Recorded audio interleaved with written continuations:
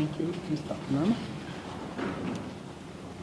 Evidence in chief, you said that you do not sing the song Kill the World. Come again? During your evidence in chief, you stated that you do not sing the song Kill the World. Yes. Why don't you sing it? Why must I sing it? Well, is there a reason why you don't sing it? Why must I sing it? Why must you sing it? Yes. Well, do you have any reason not to sing it? Why must I sing it? Why? Do I have any reason to sing it? I don't have a reason to sing it. You don't have a reason to sing No. it? Do you have, if your members of your party sang it, do you have a view on them singing it? If my members of the party sing it, will I have a view? Yes. Yes, I will have a view. What would that be? It will be that they are singing a song. Is it like singing a nursery rhyme, like singing national anthem? Is it like any Yes, other it is a song. It's a liberation song. So it would not be wrong if they were singing. No, it won't be wrong at all. It wouldn't be wrong. So why don't you sing it? Why must I sing it? You see, the song, you sing if you want to sing. You see, no person says to you, why are you not singing that song or that song? Depending on the mood, you sing the song. So you can't sing a revolutionary song during a lullaby. So it will depend on which occasion you find yourself, what message do you want to communicate, what is the mood, which song do you want to sing. What occasions would you sing the song Kill the Word? What would be the correct mood? Come again? What would be the correct occasion or mood for you to sing the song? No, I can't say, because you respond to different situation at that time. So you would not rule it out? No, I'll sing it. What do you mean? I'll sing it. You would sing it? Yes. Now, I'd like to show a video of the songs that you have been singing. My attorney will play that. This is footage that was shown to the court, but I think it's important for you to be able to see it this way too.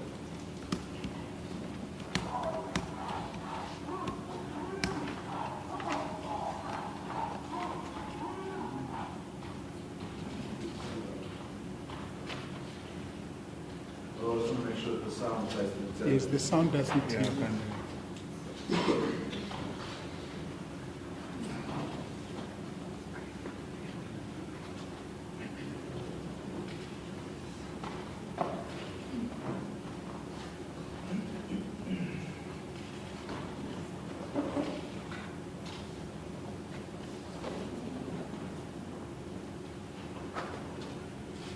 Don't the attorney for the respondent have the video on their camera, because it looks like from their side the connectivity is better? I'm not sure. Well, let's see if it works with this. Okay. Shoot to kill, that's the song. Shoot to kill, kill on me. Kiss the poor, the farmer. Kiss the poor, the farmer.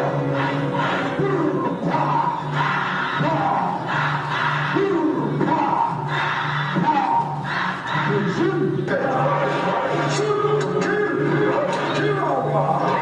Shoot to kill.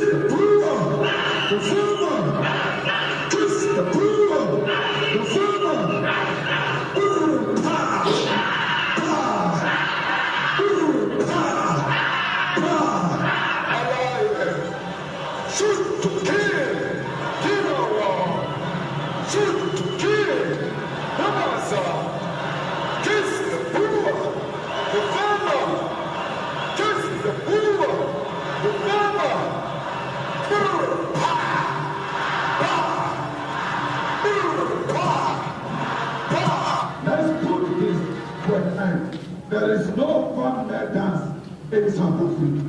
There are no white farmers being killed in South Africa.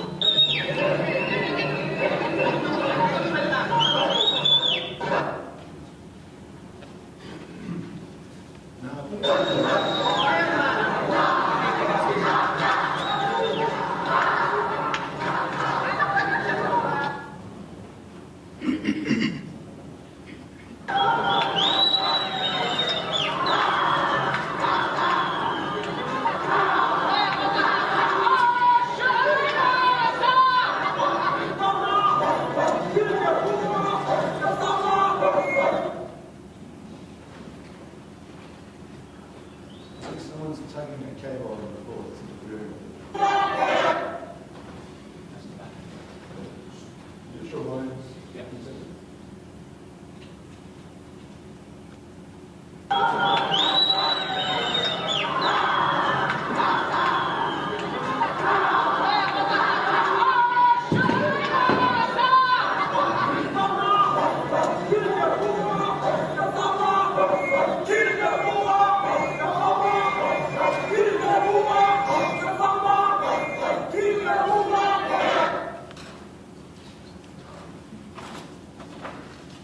Now, the video that I've shown shows you a rally with thousands of people singing the song Shoot to Kill.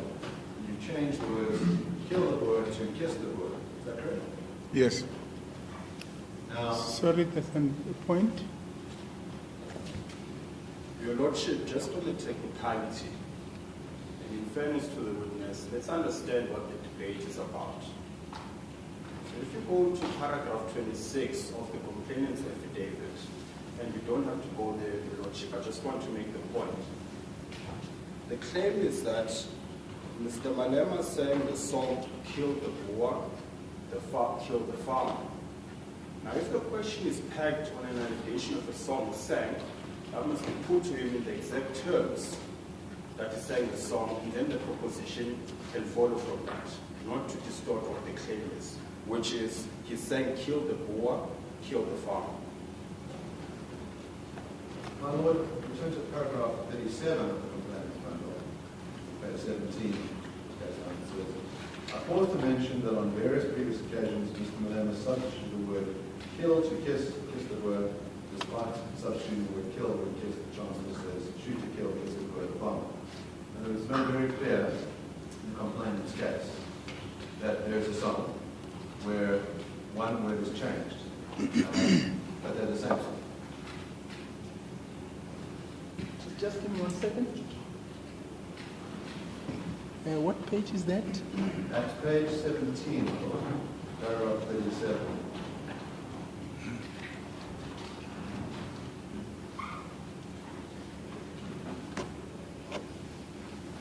Right, I've got that paragraph. 37. Yes, go ahead. There, this is in the complaint's case, it says, I pause to mention that on various previous occasions, Mr. Malema substituted the word kill to kiss, he kissed the word. Despite substituting the word kill with kiss, the Chancellor says shoot to kill, kiss the word, bomb. In other words, the full context is put in the paper. Yes. The complaint's case is the same song with the substitution of one word, that's why I'm asking the question. Mr. Casidoto.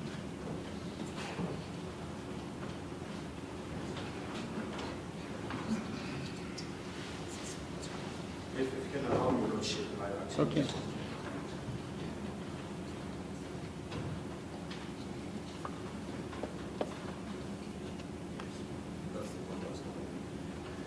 Your Lordship, we don't want to be difficult. We just want to be fair to the witness. The line of questioning that I had for the witness earlier was specific. Did you sing the song, Kill the Boer, Kill the Farmer? His answer was no. Then a video is played of the witness singing in Newcastle. And then a question follows from that video. What my learned friend is referring to is a different occasion altogether. The one that was played here is in relation to a rally in Newcastle. And the claim in the papers that I read earlier is that he sang in Newcastle, kill the Boer, kill the farmer. I'm saying that must be clearly understood so as not to mislead the witness. Okay. Mr. Oppenheimer, I think I tend to agree. I think you need to phrase your question different. There are two situations that arises. So maybe, in fairness to the witness, if you could put it that way. Yes. We've shown a number of occasions, which are outlined in the papers, of you personally singing a song. The lyrics state, shoot to kill, shoot the farmer, kiss the boer. Is that correct? Yes. Now, when I asked you, do you sing kill the boer, you said no. Absolutely. But you said that in principle, if your party sings that song, they must be free to sing that song. Come again? If your party, if the EFF sings the song kill the boer, that they must be free to do so. Yes. It's a struggle. Yes. Now, what is the difference between these two songs? Where, in other words, as far as I can tell, the only difference is that one word has changed. You've got two characters, from kill to kiss. And you sing the one version, and the party we showed sing the other. It's a separate occasion, and you're singing kiss. I'm actually singing kiss with you. Maybe you're not present when they're singing kill. But is there a difference? That is not a song. It's a chant. It's a chant. Yes, President Mbeki explains that very well if you listen to the video. That the chants change from time to time and different chants get to be sang at different occasions, trying to describe the political situation at that particular point. So that's what I say, and that's not what I came here for. It's a chant. So you're chanting, not singing? That's a chant. What's just for character's sake, what's a chant? Which version is a chant? It's a toy that you see. You see those things where I sing and then people say, hi, hi. That's a chant. And then a song will be a person leading that song in melody, and people, I mean, if there's a chorus, there will be a chorus and things like that. But with a chant, you get to say all types of things, and it doesn't remain the same. So you can't say, because you sang this chant today, it must be sang the same way it was sang the following day. President Mbeki deals with that point. So what I understand is you're saying that chants, by their nature, you can shift the lyrics, but they remain the same kind of chant, which you can shift. You can change the lyrics Yes, from you time are to time chanting. to describe a particular epoch of struggle we find ourselves in. Yes, so what you said, what's fair to you is that in that video, you are chanting, shoot to kill the farmer, kiss the boer. What? I think we must start listening to ourselves now, because we are Yes, saying sorry, something sorry. else. Let's hear from Mr. Kasibuto. Your Lordship, again, can the words used by the witness be the words attributed to him? If it requires literally reading from the papers, then let's do so. Because then the witness is going to answer a question on a misrepresentation of the facts. Well, I'm just trying to inquire that the witness seems to say that there's a distinction between a song and a chant, and I'm just asking him if he was chanting or singing. I want to find out what the activity was. And I want, in other words, there's something ambiguous about what constitutes singing, what constitutes chanting. I just want to unravel that. Okay, yes, I think I'll permit that question. Mr. Manema, can you explain the difference between chanting and singing? I think you explained Yes. it, but let's go through it again. So a song, my Lord, will be that it's consistent. It doesn't change. So we know this verse is going to come, followed by this verse and this verse. So that's why we're able to say, let's sing this song. Let's sing Nkosi Sikelel' Africa. So we know the sequencing of it, what follows afterward, and all of that. That's a song. A chant, you will never know what's going to follow. It depends on that person who's leading the chant. So he can change as in when he deems fit, and they normally use the chants to describe a particular epoch of struggle. So the chants or the lyrics that were used in the chants in the 80s may not be the similar lyrics that are used today in 2022. But the song that was sang in the 80s can still be the same song sang today without anything changes. I sang a song earlier this morning. Even if you like, you can't change it. It's like that. You either decide to sing it or you leave it at all. Otherwise, it's a distortion. Let me ask you this question. That video has multiple occasions in which you're on a stage, and at the end it has footage of a crowd. So let me ask you, when you're on the stage, are you singing a song or saying a chant? I'm chanting. You're chanting. Okay. And so what are you chanting? Struggle song. You're chanting a song. Yeah. No, a struggle song.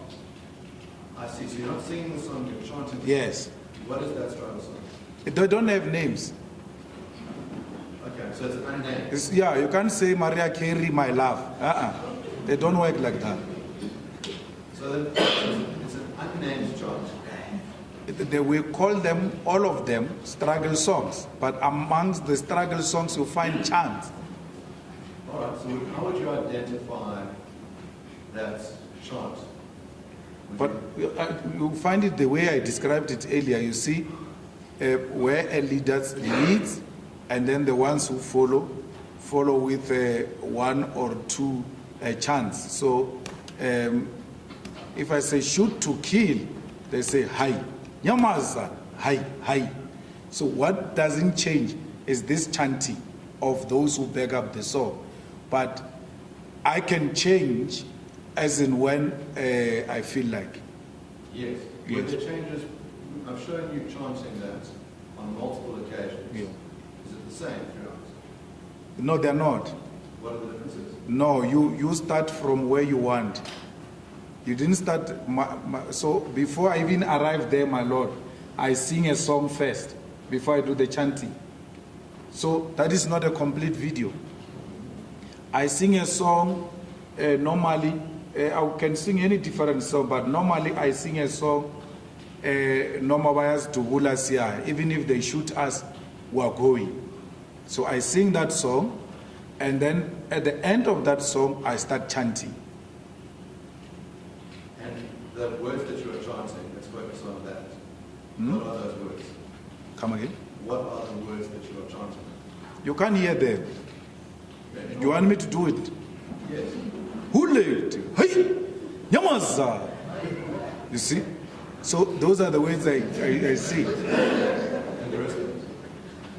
Are you embarrassed? No, I'm not embarrassed. I can't sing the words that I don't want to sing. Because there are no words that are written that I must sing. So, depending on where I am and what is the mood and what I seek to achieve, I will sing. So in those videos, So this one I sang for you, this is how that I start. Then from there, I start borrowing whatever I want to deliver to the people. okay, so what did you deliver to the people in the video I just showed? I don't know where was that. I hear him saying it was Newcastle. I don't know. From here, I can't know where I am. One of them is from your 4th birthday party. Absolutely, I wouldn't even see a birthday there. They all look the same. It's like there's political gathering somewhere. So I wouldn't know. So if you take me to a particular occasion, then I will know this is where we were, this was the situation, and then this is what happened. Let's re-show it to them. So Yeah. we can set the label. We'll pause at the end of each one. And we Sure. can discuss.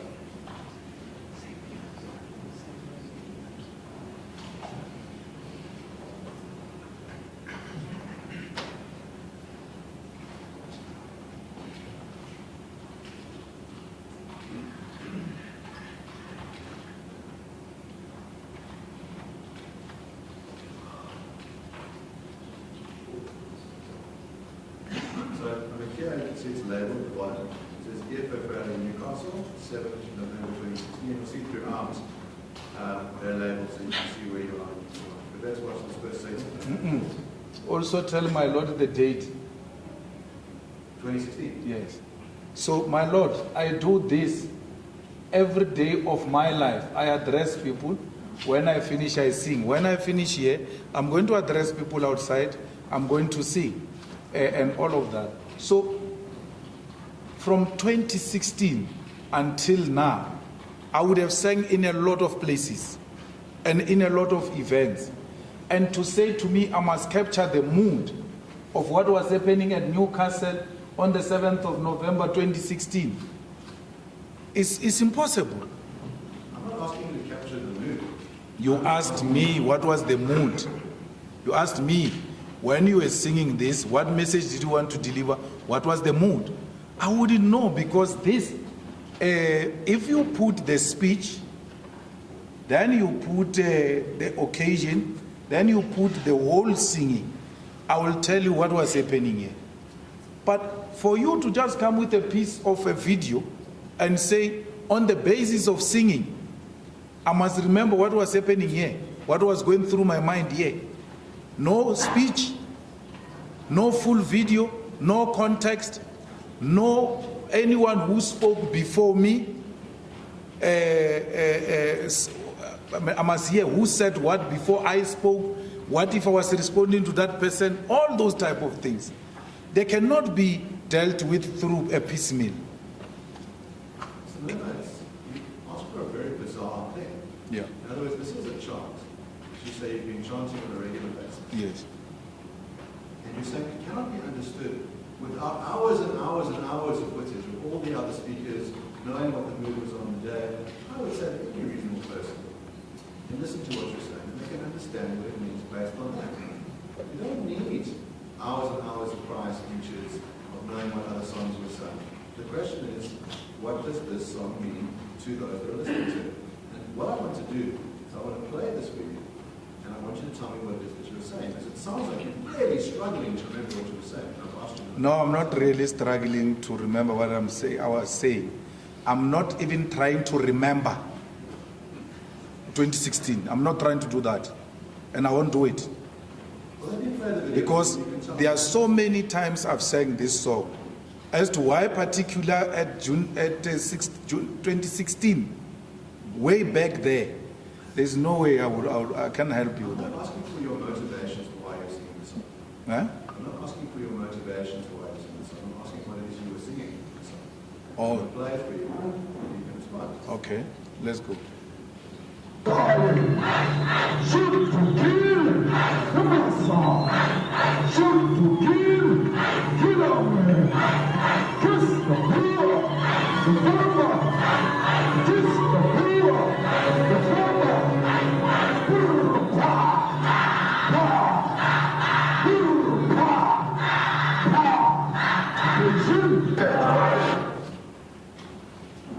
Now, I noticed that you weren't looking at the television, but you were listening. Yeah. What were you chanting? I was chanting a struggle song. The lyrics, please. You want me to repeat the lyrics? Yes.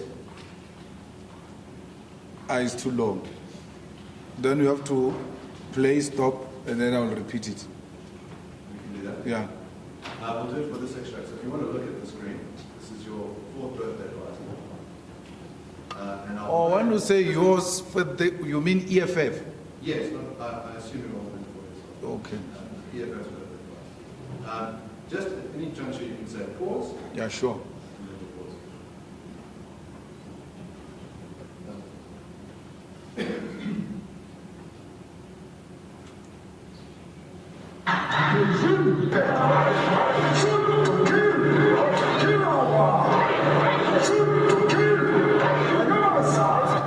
Shoot to kill.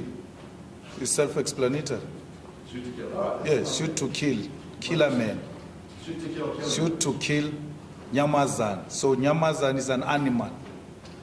So shoot to kill a man. Shoot to kill Nyamazan. It doesn't mean shoot the animal. You, the shooter, you are an animal. Part of our MK guerrillas were called Nyamazan. It was their combat name. So when we say shoot to kill Nyamazan, we are commanding Nyamazan to shoot and kill. So it is a command to shoot and kill. Yes. Let's continue playing.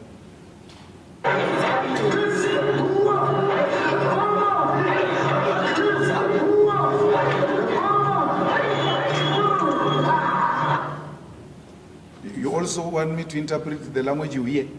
Yes, just so we can. What are you saying? Kiss the Boer, kiss the farmer. I thought it's English. It is. Yes. And what does that mean? It means kiss. Kiss how? Now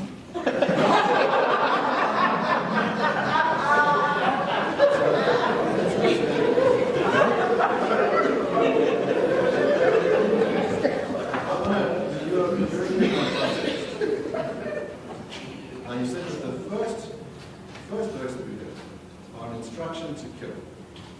The second lyric is an instruction to kiss on the lips. Is that correct? Yes. Now, why? Not. I didn't say the lips. You see, and my Lord is here. I said I didn't say the lips. So it can be on the forehead here with the lips. Yes. Now, why those two things together? Which ones? Why a command to kill and then a command to kiss? It's a chant. You can put anything. It's a concoction of anything. So there are even other chants where words are not even used. So there's a chant, my Lord, when you want to put a new song, so you're singing and you are introducing a new song, you put a chant just Dio, Dio, Dio, Mama, Dio. If someone was said to me, interpret that, I can't, because you just put that chant in between to prepare those who are singing with you that you are now bringing a new song. So you throw words as you want. So it's random. It's random at that, but at all times, the leadership has got a message to deliver with that. What's that message? Which one? You said at all times the leadership has a message to deliver. Yes. What is the message? On which part? On this. You said, in other words, in the chant, I'm assuming there's a message to the chant in its entirety. No, I'm saying on the shoot to kill or what? On the shoot to kill, kiss the Boer, what is the message? No, the message in the chant is very clear. Shoot to kill, kill. Nyamazan means shoot to kill the enemy forces who are standing in between us and our freedom. It was very clear that. And then the kiss is exactly that. It means kiss the Boer, kiss the farmer. Because I know when I say that, you are going to take offense. You know why? Because you don't want a black person kissing a white person. It's an immoral act, according to the immoral act of during apartheid. Even to embrace love and kissing of black people to white people, it's a criminal offense. Because we must not be seen to even suggest that it's possible for a black person to kiss a white person. If I want to kill, if I want to sing my Lord, kill the Boer, kill the farmer, I will sing it. I said to you, I don't sing it. It doesn't mean I will not sing it. I can sing it. Anyone who sings it will be well justified to sing it. It's a struggle song. And our struggle was not hate. It was a struggle for freedom. So don't confuse me to be saying, because I don't want, I'm singing kiss, it means I've replaced kill with kiss. No. I know that the racist will still be offended by a call to kiss. Do you have any other chants where you call for interracial relationships? I think that's the most profound one, a kiss. So that's the only one? Remember, the chants also have to feed in the sequencing of this singing arrangement. So I can't be singing a chant on I miss you. It must feed. So the shorter you keep it, the better, so that it can be in sync with the chanting. It seems that there are two ways to interpret what you're doing. Yeah. The one is that there was a chant which said, shoot to kill, kill the Boer, and then you've changed that to say, kiss the Boer.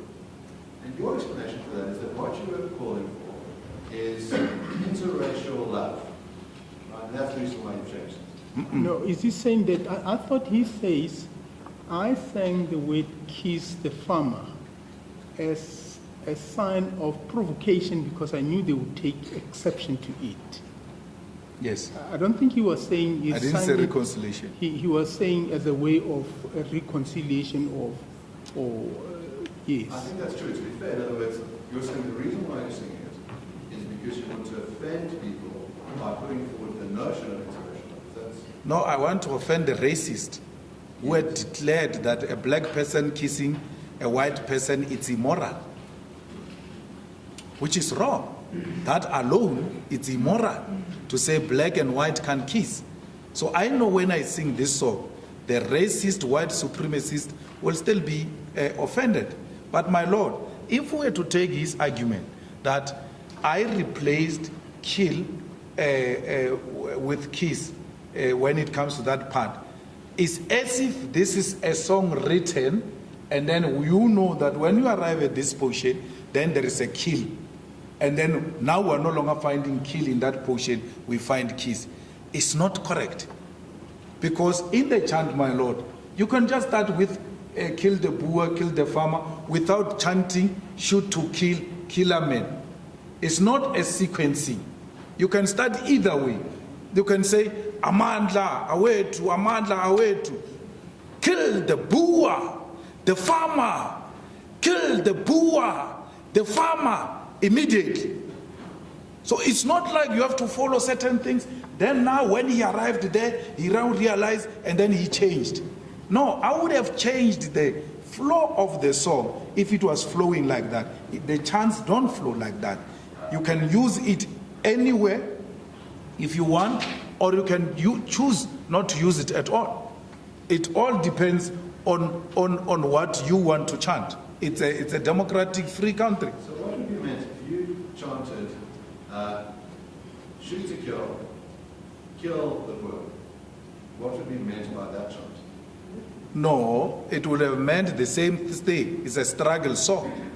Shoot at the system of oppression that has oppressed our people for a very long time. And you testified earlier that Boer means farmer. Yes. So would it be kill the farmer? No. In a literal meaning, that's your interpretation. In our understanding, because we are not barbaric, we know that farmer gets to be used as a phase of land dispossession and the system that has rejected us and stolen property from us. That's what we mean by the farm. So, but you're not singing about a system. You've personalized it. In other words, your complaint is that there's a system which you don't like, but you've now personalized it to a particular group of people being farmers. The lyrics of the song say, kill the farmer. No, we've given it a face, Shem. Yes, you've given it a face. Yes. And it's Not personalized this, we gave it a face. Yes. Every oppression, every system has got a face. So when you talk about a democratic South Africa, you have a face of Nelson Mandela. When you talk about an oppressive system that has stolen property from us, you'll have Jan van Riebeeck, you'll have the farmer as the face of that oppressive system that has stolen from us. You have to give it a meaning. People should be able to relate to it. But they understand that we're not referring to any group of persons in that context. How do you know that they understand that? They would have done it by now. They have. No, they've not. Now you deny in your speech. you said Just that. give me one moment.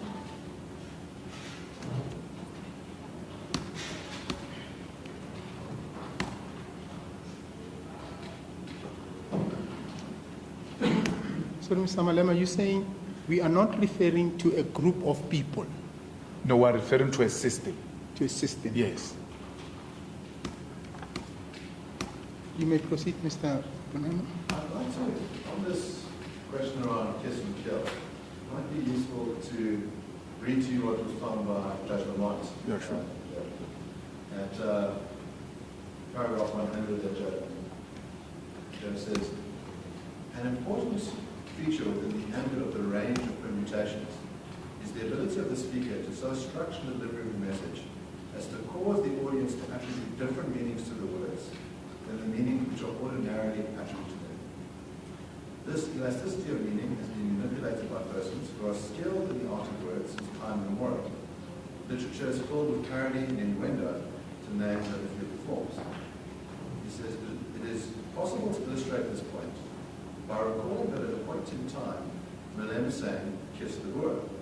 On the face of it, these words are innocuous. It is only when consideration is given to the range of knowledge available to the audience, in which the audience will use to decode the words, that the true meaning becomes apparent. At the time that the words were uttered, the words "kill the farmer" and "kill the boer" were controversial and could not be used as they had been recognized as hate speech.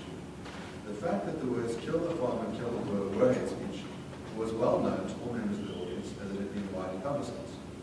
At a superficial level, the word "kiss" is sufficiently close in sound to the word "kill" for the audience to make the link between kiss and kill. Once the audience makes the link, it becomes apparent that the coded message is that to which the link refers, namely "kill the boer, kill the farmer." There can be little doubt that it was no coincidence that the speaker used the word "kiss" when he encoded the message he wished the audience to receive. The elasticity of the meaning to be attached to "kiss" is that it means kill. Hence the word actually used, the word demonstrating love and affection, is in fact a word which is intended by that used to produce the image of the exact opposite. That judgment Sorry, is no longer there's, existing. yes, Mr. Kasiboto. Your Lordship will recall earlier that when I intended to play the video, your first response, immediate response to me is, are you going to that judgment? Because our agreement was the question of the relevance, if any, of your brother's judgment in this case is the subject of legal argument. Now, my suggestion is this, Your Lordship, it would be unfair to put the proposition as authority, your brother's judgment, when in fact we've been resolved on its relevance, if any at all. And I thought we'd agree that we reserve that for legal argument in due course. Well, I think it's perfectly fair to put the witness a view on what is meant by kiss. Judge Lamont has expressed to you his judgment. Now, what we discussed earlier was that that order doesn't operate because there was an agreement which supersedes the order, binding the content of the judgment last night was right. But I think Mr. Miller should be entitled to... Well, I would still want to hear what's the, because there's a difference between the order and the reasoning for the order. I'm not sure whether, and I said to both of you, I think in chambers, that this is a matter that may require in-depth debate as to what's the status of Judge Lamont's reasoning and the status of his order, and also the agreement which was concluded, which was subsequently made an order of court. All those things, I think, are going to require a debate. But however, Mr. Kasiboto, the question that's been put to the witness, I think it would be fair to also hear from the witness, just that that paragraph is so long. I'm not sure it's fair to then expect the witness to recall everything else that's been said there. Maybe if you could summarize it and present to him what the essence of that paragraph is, and then he can respond. But beyond that, I don't think it would be fair to then engage him on the legal status of that judgment. Yes, no. Sorry, let me hear Mr. Yes, Mr. The difficulty is this, Your Lordship, and of course subject to your ruling. The difficulty with that line is that firstly, it's referred to as a judge. Now there's authority attached to the suggestion of the proposition. And once you use the connotation of the judge's opinion, that obviously plays in the mind of the witness as to the degree of authority of that opinion. If you reserve the question of what that judgment is and whether it has relevance here or not, then it can't be fair to pose the question as an opinion of the judge. You must first establish whose opinion is it and under what capacity, so that the client is not, or rather the witness, is not misled in terms of a suggestion that comes from authority. No, but I thought the question that's put, Mr. Kasiboto, is the decision was made, reasoning was made. Maybe it should be formulated along the line that says, Judge Lamont, in his judgment, reasoned. What's your comment on that reasoning to avoid that issue that you are raising now? Would that not cater for your concern?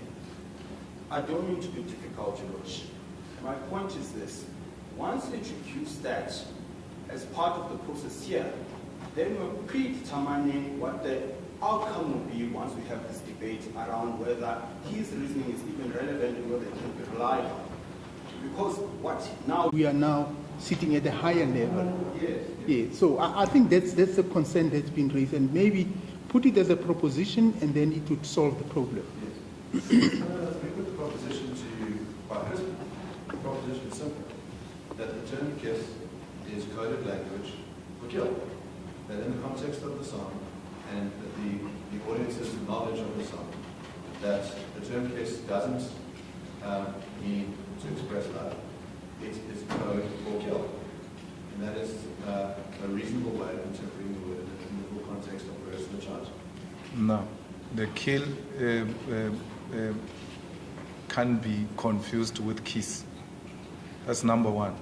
Number two, we said here that we use the kiss not to spread love in this context, but to provoke the white supremacists who had declared that it is immoral for a black person to kiss a white person. And when we say kiss, we know that the racist will become red because they will never appreciate that there's a call for black people to kiss white people.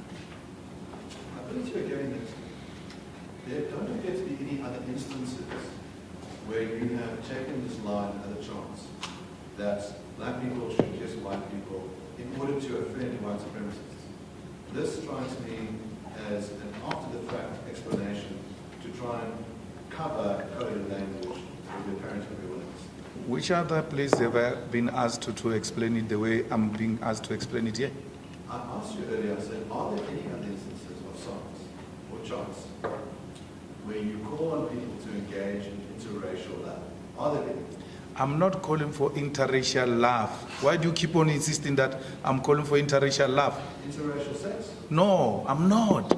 I'm provoking the white supremacists who will take offense on black people kissing white people, because that was declared an immoral act, my Lord. That's what I'm saying. And the Lordship tried to explain it to you even much earlier, that he never said he's spreading love. He said he's provoking the people who will take offense out of black people kissing white people. It's a political discourse. It is used in that context. Are there other songs where you do that? In other words, where you try and provoke white supremacists? Mr. Oppenheimer, you're going to go into another debate again. He says it's a chant. Can we keep maybe to the chant? Maybe let the question be, yes, chants. Is there any other chant? Are there any other chants on this issue of trying to offend white supremacists on the question of black people and white people kissing because they think it's wrong? Are there any other examples? No, in the chant throughout, the white supremacists I offended my Lord. There is a chant where I say, Sil tatile helagiti, meaning we took the land, belongs to us. The white supremacist will be offended that now he's claiming they've taken the land, it belongs to them. So all of it is aiming at unsettling the racist white supremacist, and we make no apology about it. From when it starts to the end, the chart is directed at the system of segregation and oppression and its beneficiaries. And there's no apology about that. Was the Immorality Act ended, made no longer a law in South Africa? What? The Immorality Act, you made reference to the Immorality Act, which prohibited interracial sex. It's no longer a law in South Africa. How long has it not been a law in South Africa? No, I'm not talking the law. You can talk the law. Immorality Act meaning it's an immoral action by us. If it was reduced into law, yes, that is the law which you and your learned friend can deal with that. It's not my business to look at which law was scrapped when. But it was an immoral act declared by the apartheid system for a black person to kiss a white person.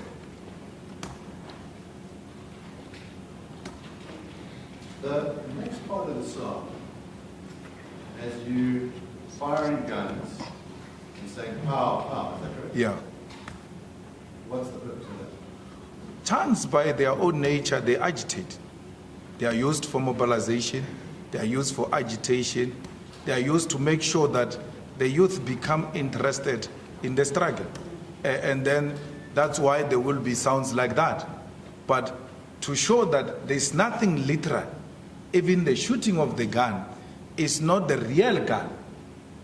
So if it was everything meant in a literal sense, we could have taken guns and shot them in the air, the way we're doing with our hands.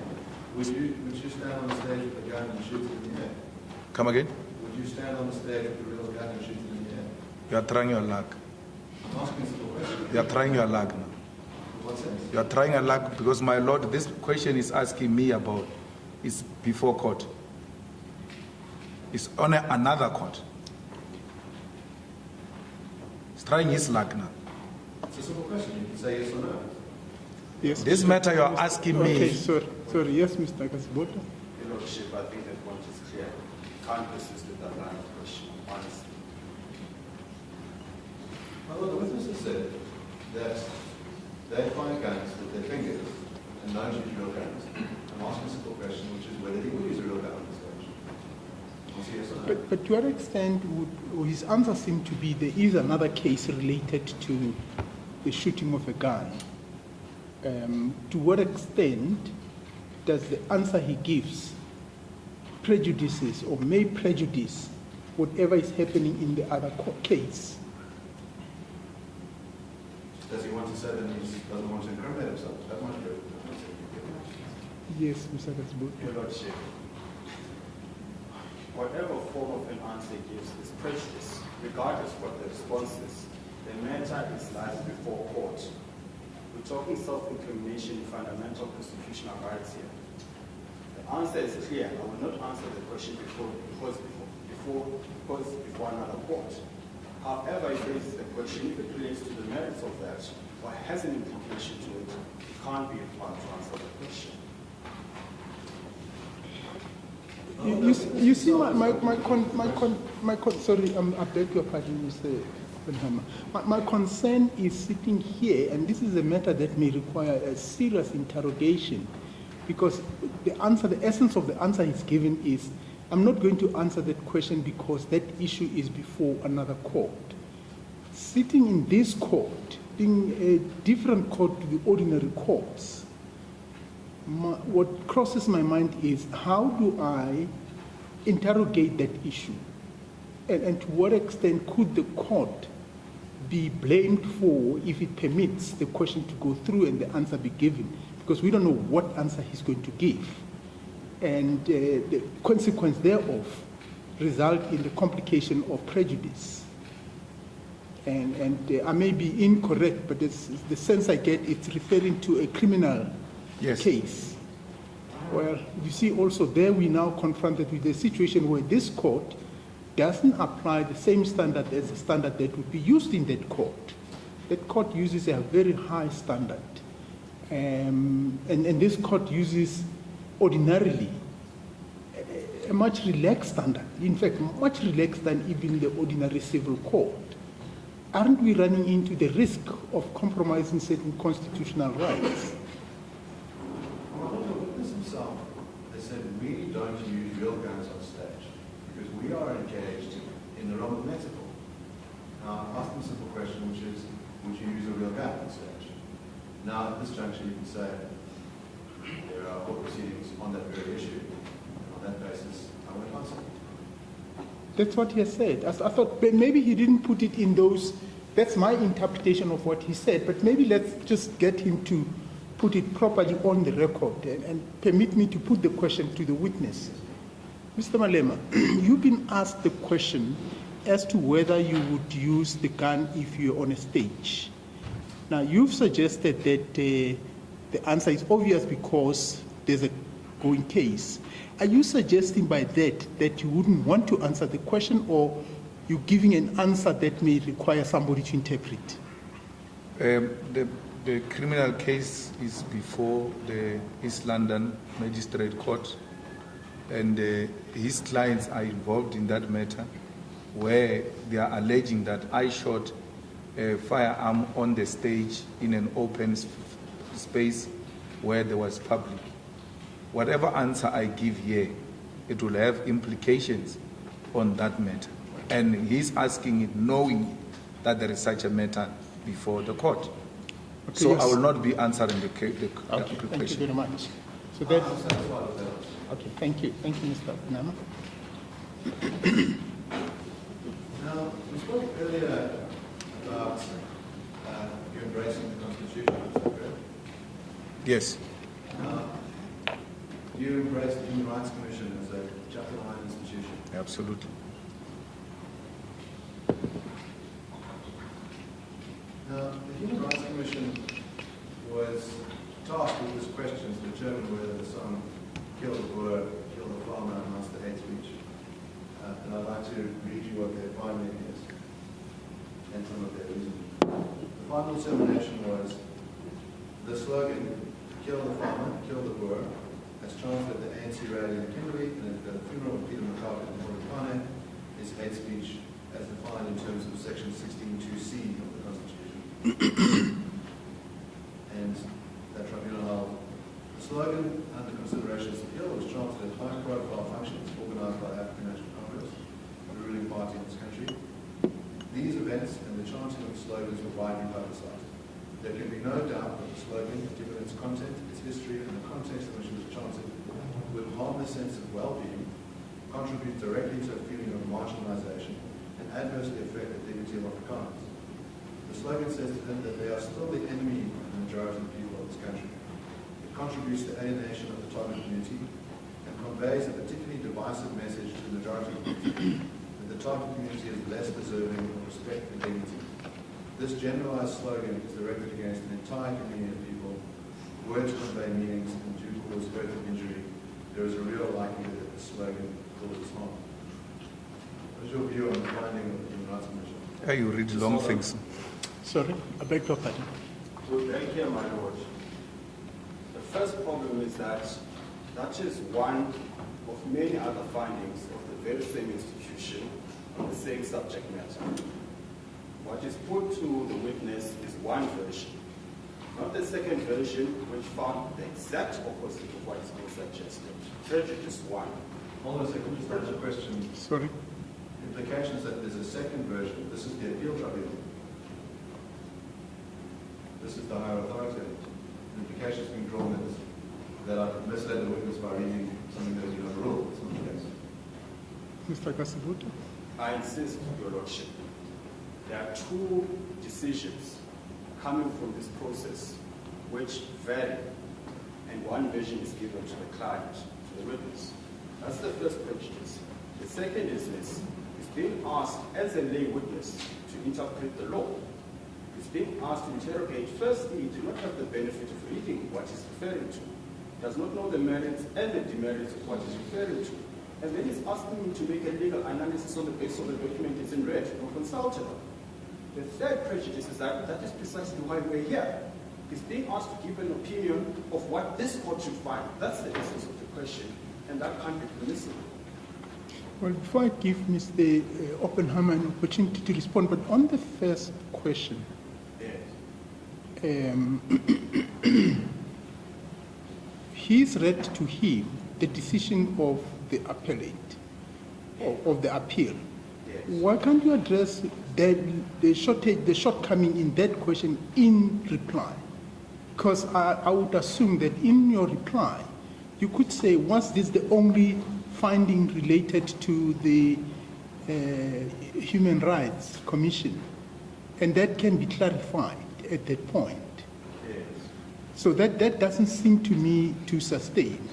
But I would want to get the comment by Mr. Oppenheimer on the second point of it seems to come back to the issue of an opinion. Neil said prejudice, it doesn't, because that was finalized, as I understand. Yes. I'm not asking the witness for his legal expertise. I'm asking him to respond to the finding of that Human Rights Commission appeal tribunal. They've made a finding on this question, on the slogan, "Kill the Boer, kill the farmer," which is, of course, an issue in this matter. And can respond to that if you like. Yes. Doesn't usurp the power of this court to make determinations about this present matter. I don't seem to see any problem with that, Mr. Kasibota, because all what the witness has been asked your comment. And you can comment and say, look, this is what the Human Rights Commission found. I agree with them, or I don't agree. That really, for me, it's something that the witness can actually be able to deal with. As to how whatever his answers brings out, it's a matter that you can then debate at the end of this hearing. Well, what I'm simply saying, Your Lordship, is this. The prejudice to the witness is that, one, he has no access to what is being referred to. He can't interrogate the merits and the demerits. The second issue is he's being asked to comment about the subject matter before Your Lordship. That is the very question before this court. And you're asking a lay witness who's here to give factual version of his account to comment on, in essence, how this court should find. If Your Lordship is satisfied that the question is permissible, well then that's fine. That's just the prejudice I'm raising. But look, I'm in the interest of progress, I'm going to permit the question, and I think both of you can note as a matter to be debated at the end of this hearing. But Mr. Oppenheimer, let me also caution that the way you formulate the question, appreciate that this is a lay litigant, yes. And so we shouldn't actually expect him to express legal opinion on even though those may be matters that are factual from his understanding of the incidences and what has occurred. Yes. No, I'm not asking for a legal opinion. It's just given that we've had quite a long discussion between them, it might be fair to witness looking to stay again. Yes. And maybe I'll do it, I might break it up as well. Yes. Okay, so I'll start with the determination.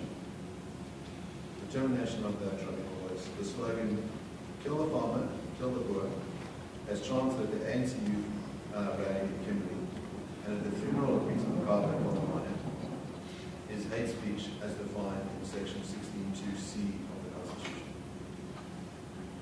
Let's start there. What is your view on that determination by the body? I disagree. Our struggle was never a hate.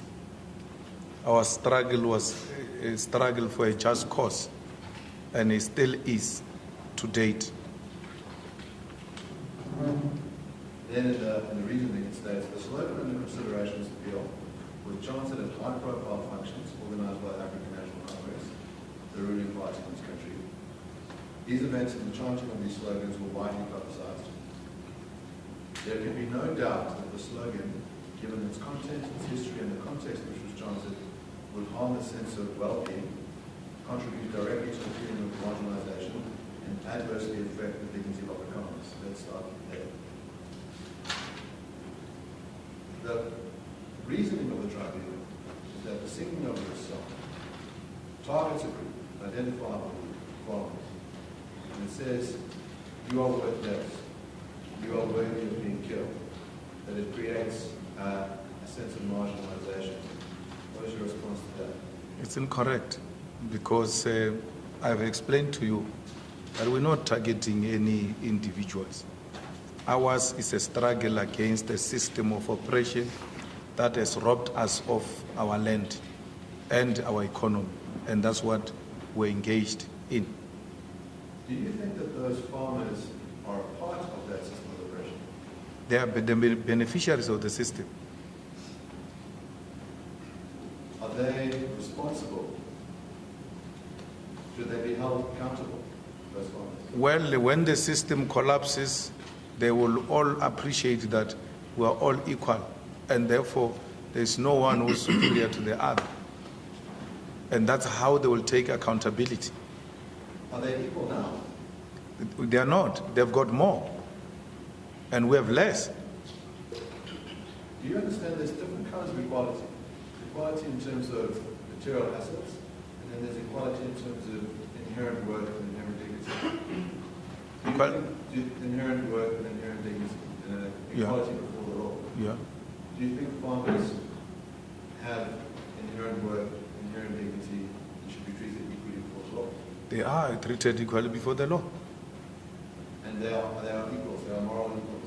They are equal to all of us, but the difference, my Lord, is that economically, they are at an advanced stage, and they were privileged for them to be there. That's an inequality I'm talking about.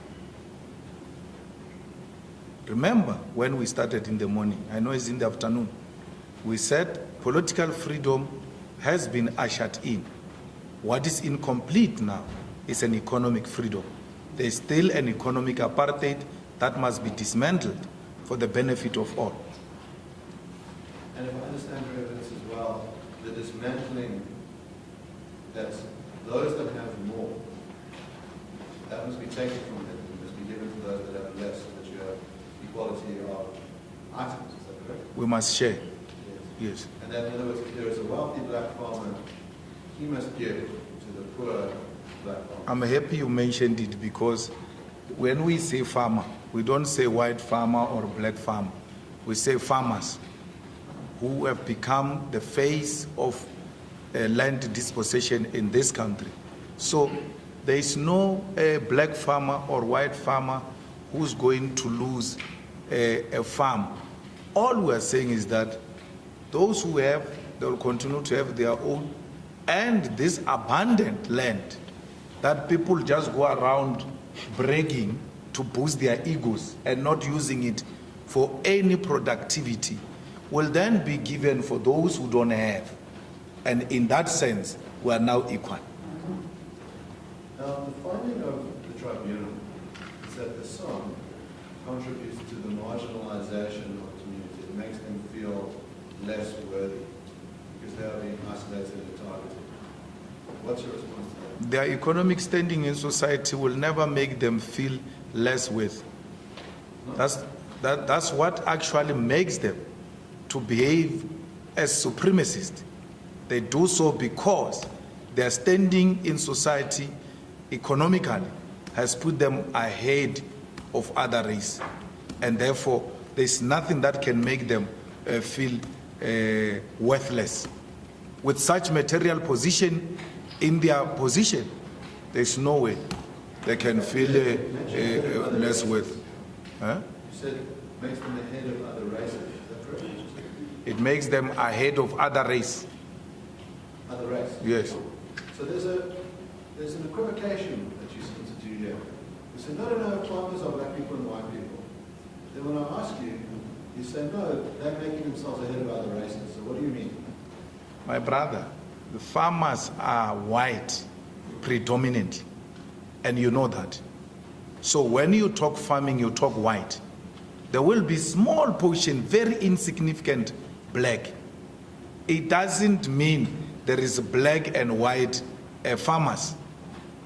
Mathematically speaking, it will not make even any sense. So you know that farmer is white, but there will be small pockets of black people who are in the farming community, who are playing very insignificant role and depends on the crumbs of the white farmers. The goats that are not in good shape, the sheep that are not in good shapes, cows with skin crisis, those ones are sold to them at a cheaper price because they must try something called farming. The black farmers are struggling, and they are not even a group that is worth counting when you want to talk politics of farming. So when you say farmer, you're saying statistically what you mean most of the time, almost all the time, are white people. When I say farmer, I see a white person, right? When I mention the word farmer, I see a white person. But it doesn't do away with the fact that they are black farmers. The reason why I see a white person is because blacks are so extremely insignificant in terms of land ownership and farming in South Africa. Just continue playing that video.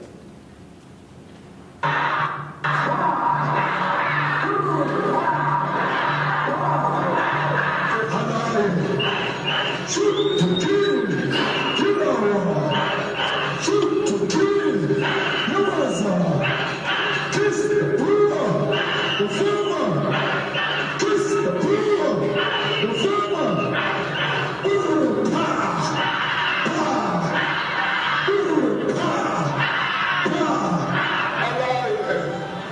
So there, we just established that when you perceive a farm as in your mind, you think of a white person. When you're singing the song, shoot to kill, kiss the boer, the farmer, you're targeting a racial group. You see, you're putting the kiss and the kill. I told you that the kiss is aiming at offending white supremacists, because they will never derive any comfort on any leader calling for black people to kiss white people, because they don't want that. So our aim is to unsettle and disrupt white supremacists, and we make no apology when we speak about that. So when you are making hand gestures, power with the gun, right? And you're talking about shoot to kill, you say kiss the boer, the farmer. Those guns directed at the farmer. They are directed at the farmer, yes, because the farmer in this instance is the system. So the system is used interchangeably with the farmer. That's what it means. So when we say shoot to kill, kill a man, we're shooting at the system. Now, you sang the song outside the courts in Senegal. I want to give us a sense of context. Where? We can go to that section.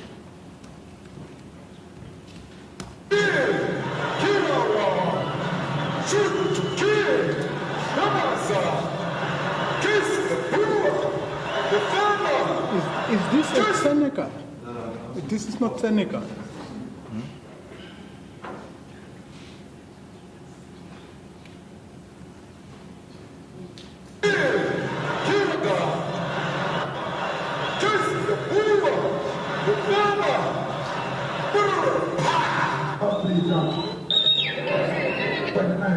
There is no farmer done. Let's put this to an end.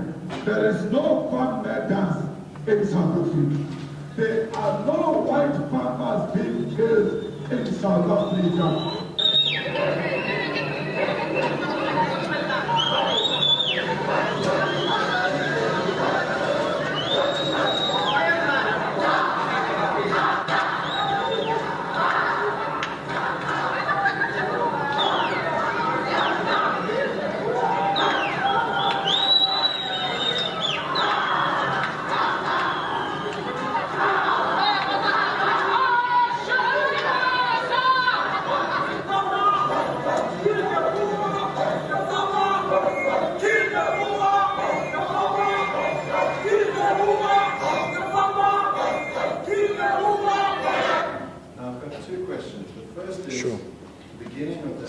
Sorry, yes. Just before we get the lordship, can counsel correct himself, because the proposition was in saying the song in Senegal, and he purported to show a video of him singing there.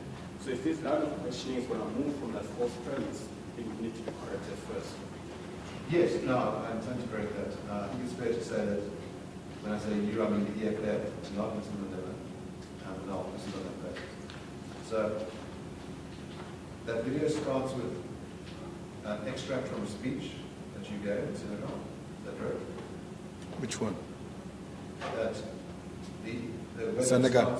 There's a speech in Senegal in October where you were present. Is that correct? Mm-hmm. And the extract of that speech says, there are no farm leaders, there are no white people being killed. That's what you said. Yes. And then there's footage of the crowd, with the party, singing the song or the chant, kill the boer, kill the farm. Is that correct? Mm-hmm. Now, Sorry, just a moment. Just one more thing, Your Lordship, again. In fairness to the witness, the proposition is put, it must be factual, because the answer will move from an assumption that the proposition is correct. The proposition by counsel is that, by my learned friend, is that members of the EFF led and sang the song. I've just been advised by my attorney, who's more astute than I am, that the person who was actually leading the song has no suggestion that he's an EFF member. One is not wearing a t-shirt of such a nature, nor does he declare himself to be one. So if you can just correct that again. my Lord, then maybe we should just go back to that extract and we can see if it's going to respond.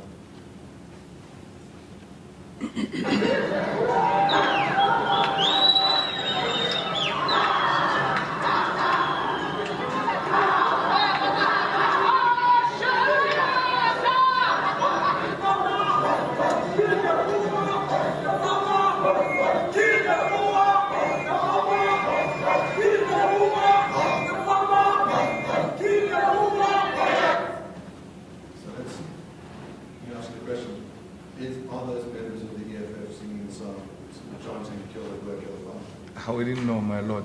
For you to be a member of the EFF, you have to pay 10 rand, get a card, and that card gives you a status of a member. So there is no display of cards. There's no, the person in the main doesn't wear the EFF regalia. So membership is not a t-shirt. Membership is a card. Then will you condemn those people that were singing that song? No, I won't. You won't? No, I won't. You see, in Senegal, my brother, is that it's a community, those people you see there. It's a community protesting against white supremacists. They are agitated.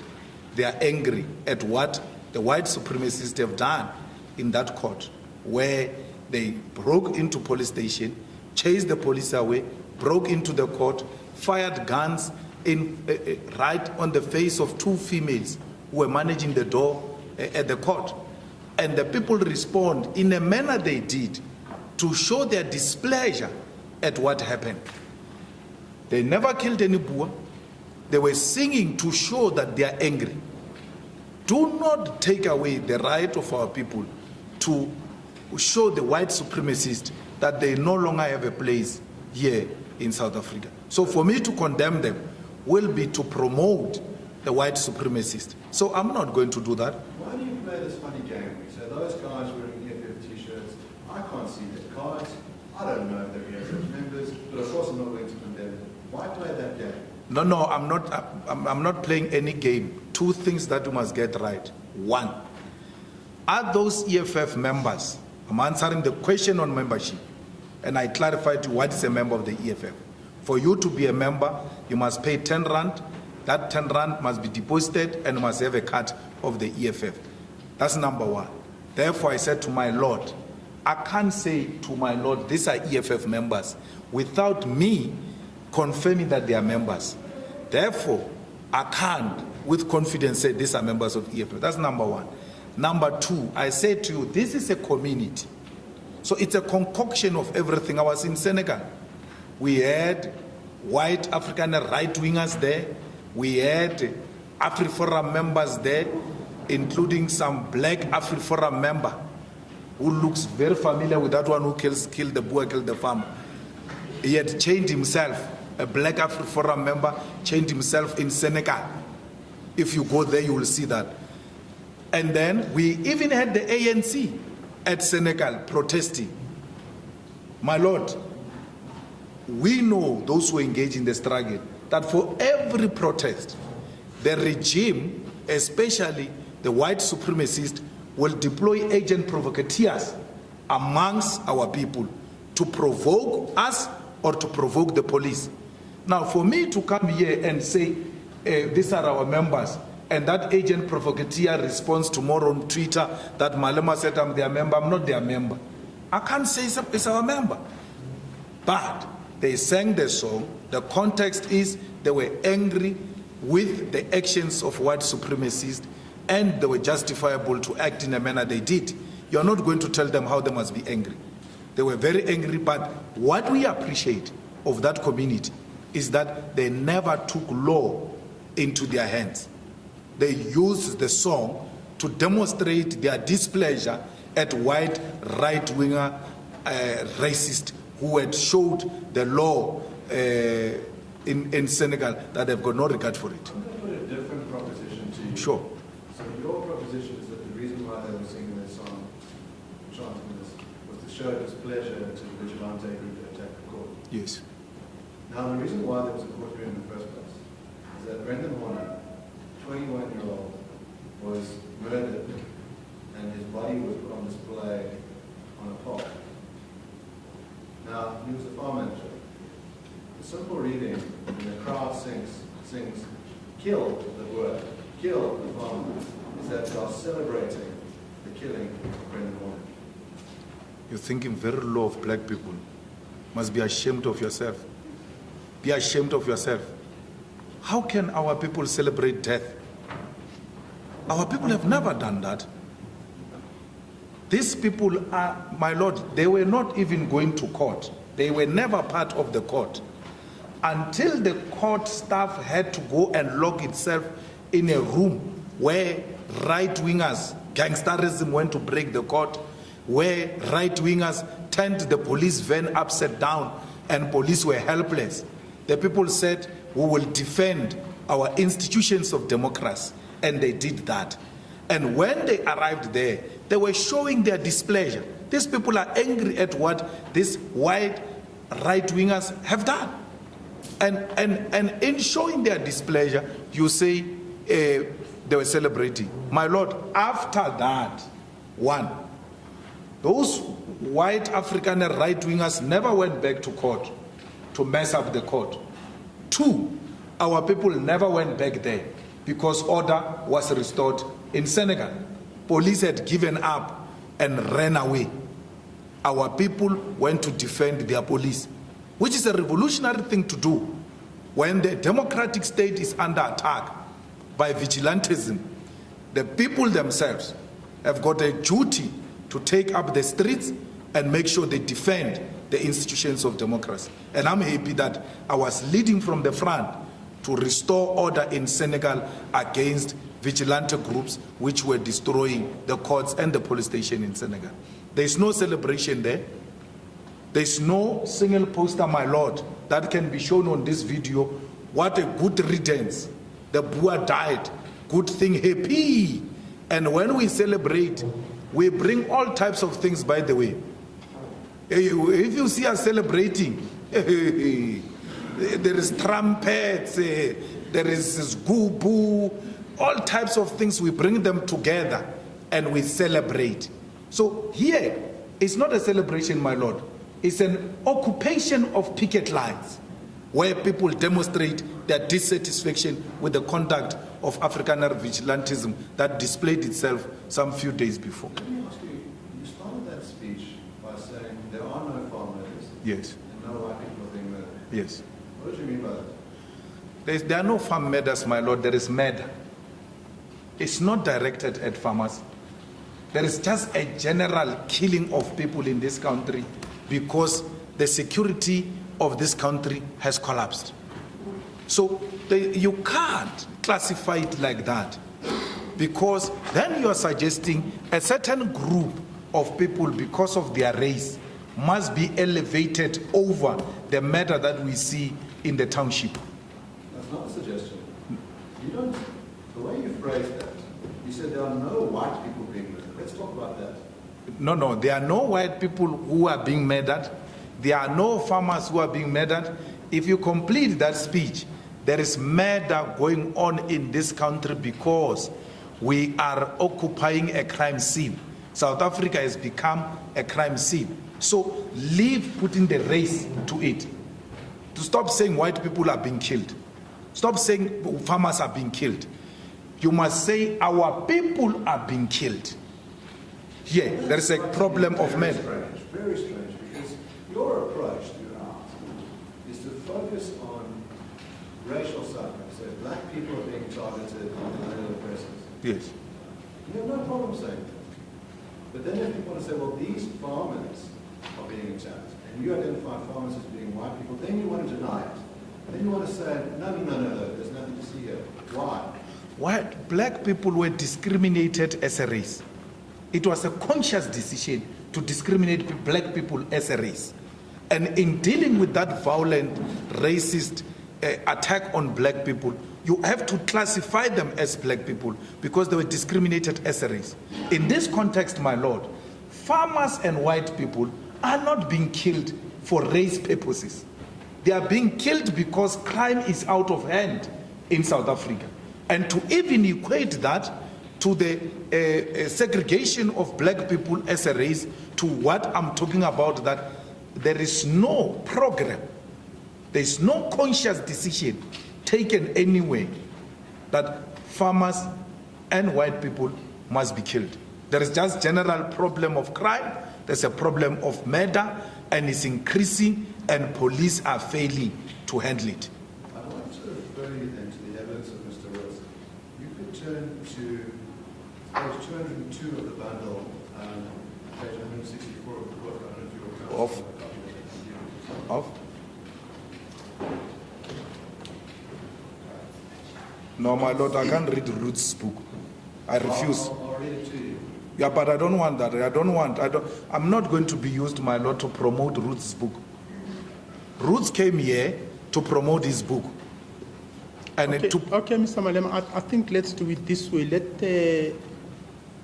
Oppenheimer read to you what he says and you can then respond. Yes, I'm giving you the opportunity to have the book in front of you. I don't want it. Then I'll read it to you if you're not being present. Okay. So what page are you at? Page 164 of the book. The heading there is murdering farmers. There have also been many cases where white farmers in particular were murdered and where their attackers openly acknowledged that they had committed murder because that had been their intention. Other than that, many cases of farm attacks during which the attackers chanted political slogans or made racist or political statements towards their victims and reported them. In April 2010, Leon Kookamoy, aged 39, was attacked on his farm near Cullinan in Gauteng. The attackers screamed the words, "Die, white man, die, Viva Malema," as they were attacking Kookamoy. In June 2014, Knowledge Paulus Blazi, 28, admitted to murdering 5 white farmers in 3 months between March and June 2014. Quotes, "My hate for white people made me do it," he said. He described his conduct as, quotes, "going to work," and boasted in the courtroom about the fact that he had 6 murders under his belt. Quotes, "They also had money which he wanted," the judge said, once again proving that a murderer can have a racist motive as well as a simultaneous motive to commit robbery, disproving the notion that a farm attack can only have a single motivation, as was assumed by the Committee of Inquiry into Farm Attacks in 2003.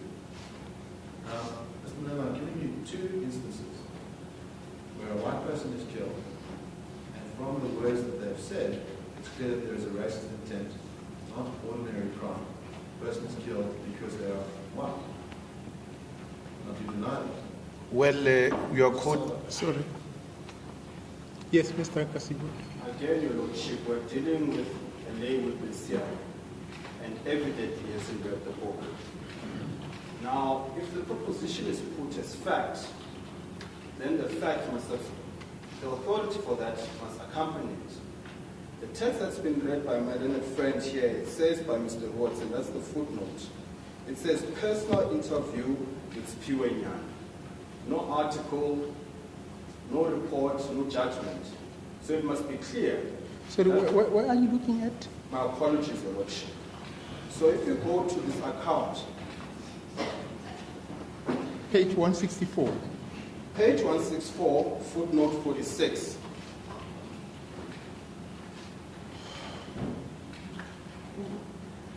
Footnote 46 appears on page 365.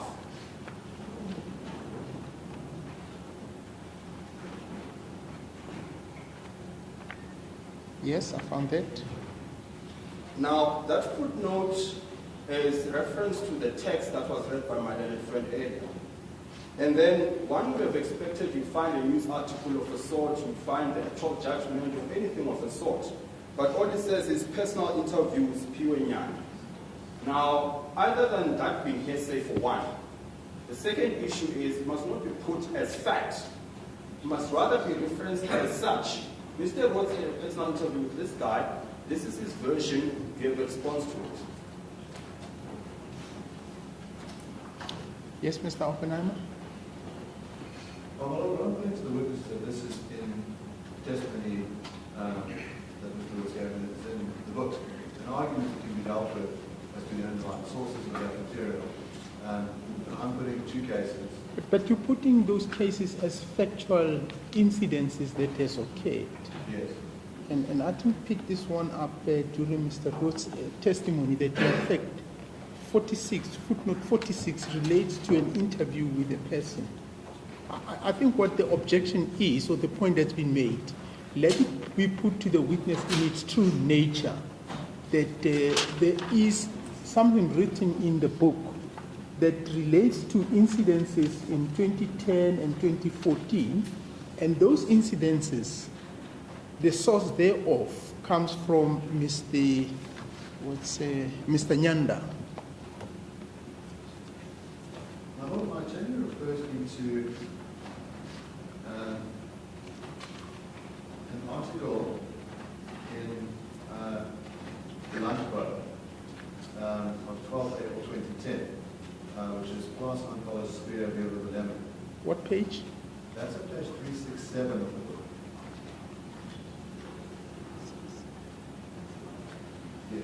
But does that relate to the portion you are reading to the witness? Because from what I've seen, the portion which has been footnoted, it's footnote 64. 46, it appears that I didn't see any other footnote, and that's what I was looking at, in fact. yes, it appears that the correct footnote, they're both titled 46. Okay. So it's the correct footnote from what I understand is on page 367, so it's that 46, not the 46 that's on page 365. 46 on 360? So 365 has a footnote 46, Yes. which refers to personal interview. 367 has a 46, which I gather is the correct footnote to reference that incident, which is on Lampo, and it says Class on College Spear different limits. In other words, it does refer to the newspaper article. It's dated 12 April 2010. So that's the correct footnote. So my learned friend is correct to point out that there's a problem with the footnote referencing. It's not the person who's the correct reference is in fact this newspaper article. Yes. Just take me back to the portion in the book which started the debate.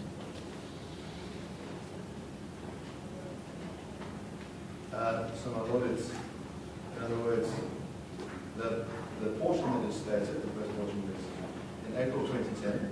No, I've lost the page number now again. The book, What's it's 164. 164? Thank you. Yes.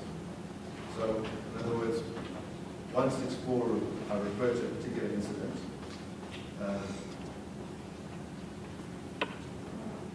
And then I'll correct the other footnote. In other words, the incident is the footnote 46 and the footnote 47. I think in the interest of time, Mr. Oppenheimer, let's look at the objection that's been raised. The objection is put to the witness what is stated in the book and the source of that which is stated in the book. Because if you state it, when any ordinary reading of this portion, well, I'm not sure whether, because some of us would come with the baggage of being lawyers, you immediately ask yourself, was this in a court? Is this a case that's reported? You see the point I'm making? So if the witness is not aware, he's now going to have to answer unaware as to whether this report, what its source is, in other words. So if you could indicate that this is the source, he'd be able to deal with that in terms of what the source of that information is. I'm going to read those extracts and then point to the underlying sources. So the first instance says, in April 2010, Leon Kukumura, age 39, was attacked on his farm near Kalani in Gauteng. The attackers screamed the words, "Die, white man, die," using the language they were attacking Kukumura. The source for that is landbar.com, 12 April 2010, Class on Fathers, Scream 11. The second one is in June 2014, Knowledge published in Buzzer, 28, admitted to murdering 5 white farmers in 3 months between March and June 2014.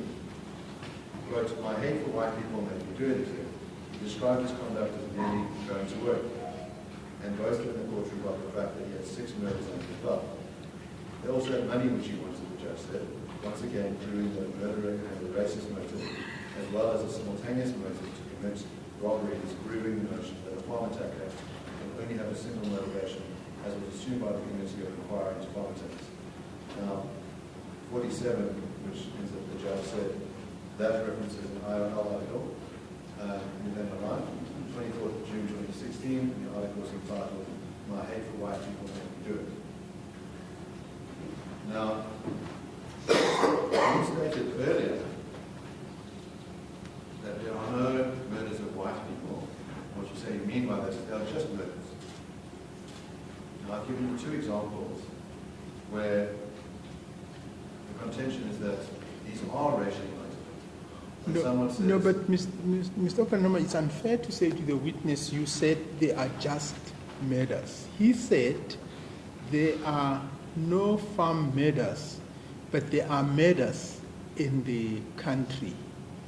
Because the use of the word just into what he said, it seems to me to, looking for a better word, almost diminishing the importance of the other murders. I didn't hear him to be saying, I'm diminishing all the other murders. He said there are generally murders in the country. In fact, he says this country is a crime scene. yes. Yes, so I think put it Let me put it clearly then.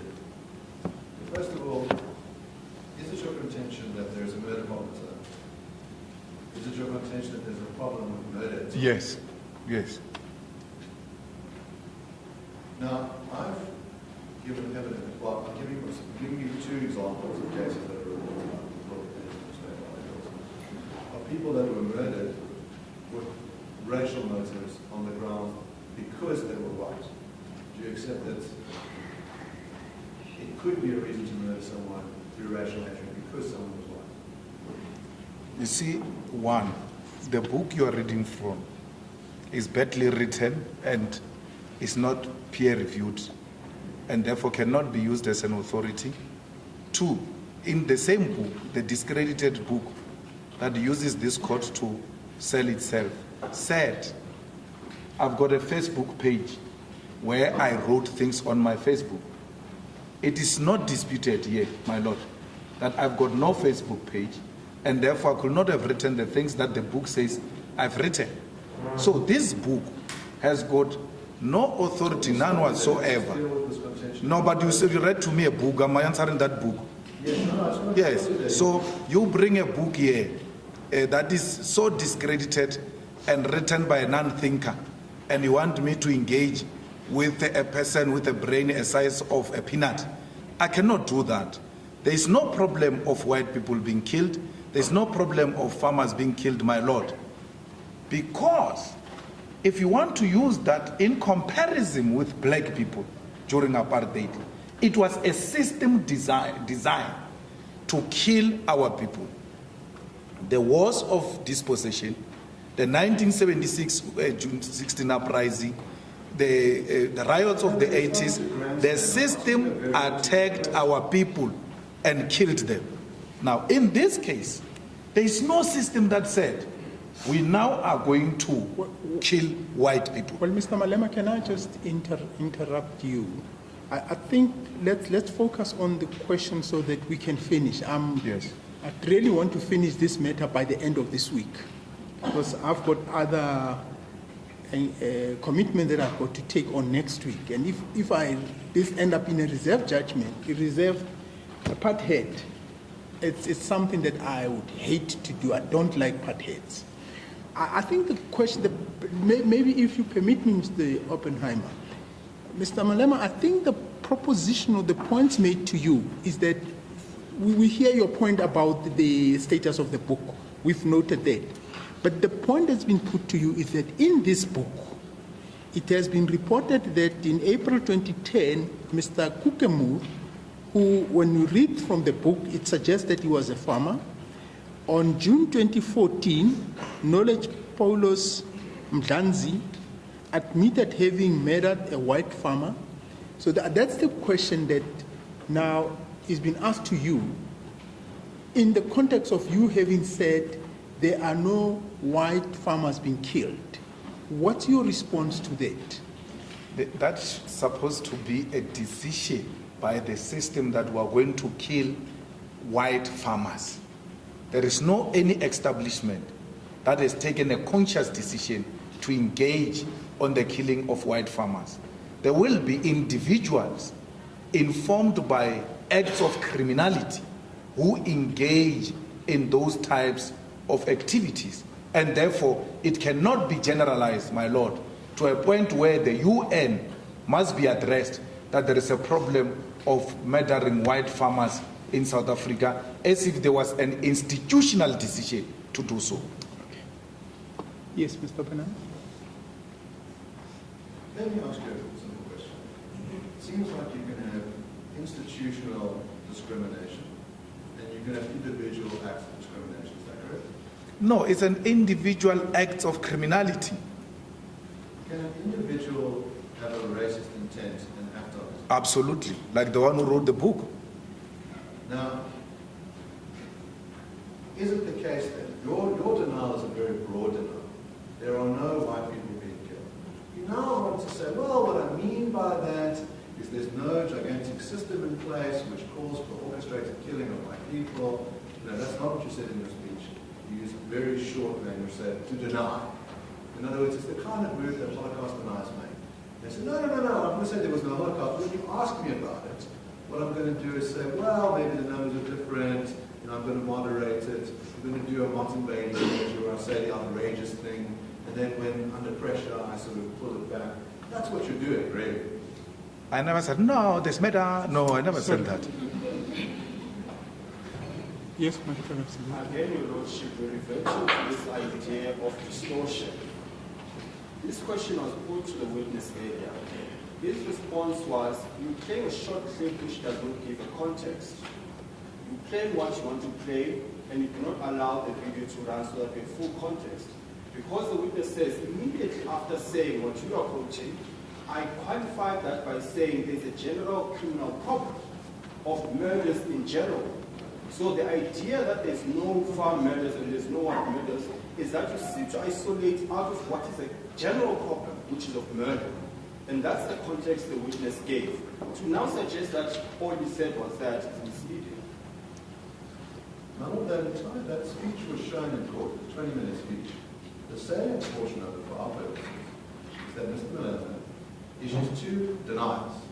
The one is he says there are no farm murders and no white people are being murdered.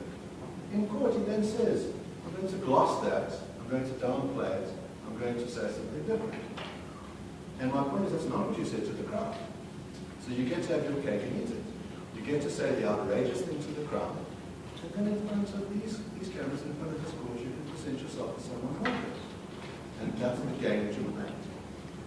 I never said I'm someone moderate. I'm very radical and very militant. And I make no apology about that. And I stand by everything I said. My Lord, let them play you the whole video. I said, and I remember it very well, there is no farm murder. There are no white people being murdered in South Africa. There is a crisis of murder in South Africa.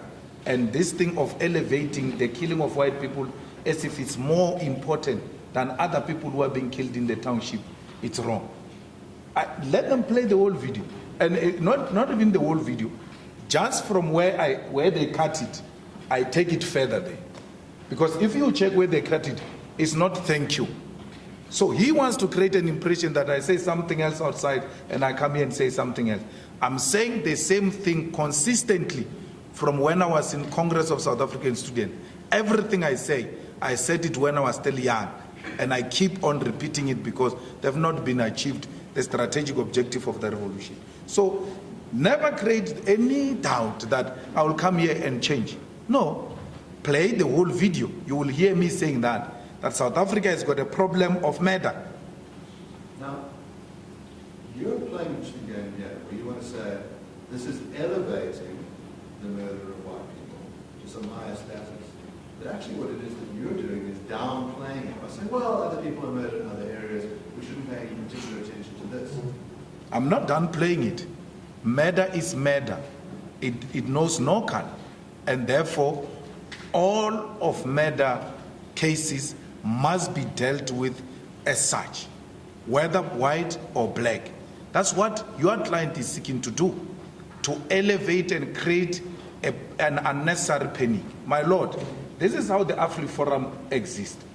It creates the state of panic amongst the white minorities, and then say we're taking these people head on, donate money. And that's how they make their money. They create unnecessary panic amongst white people. So if you take that clip like that, and then you circulate it amongst your constituency, and say this is what we want to stop, please donate money. Then they make money like that. They make money out of scaring the white minority, even on matters that are simply explained. This video is an example of such. It can't be played, all of it, because it defeats your racist agenda. We have played it. Where we show that in South Africa, you know, the women and the children, the numbers are way bigger than the numbers you are talking about. Just, we're backing and forthing on this issue. His version is that the video has been played in full, including what he says immediately after where he suggests it's been cut. But Mr. Kasiboto, the issue of the video seems to like an aside issue. The witness has said, I've said what I've said in the video, I said it previously and I'll say it again. No, but the point is this, Your Lordship. He's attributing, he's saying, immediately after the video, he qualified what is being attributed to him. And he's saying the video does not show that part. Mr. Oppenheimer, the suggestion is this: play the video up until the point the witness suggests he qualified the statement so that we have the full context of what he's saying.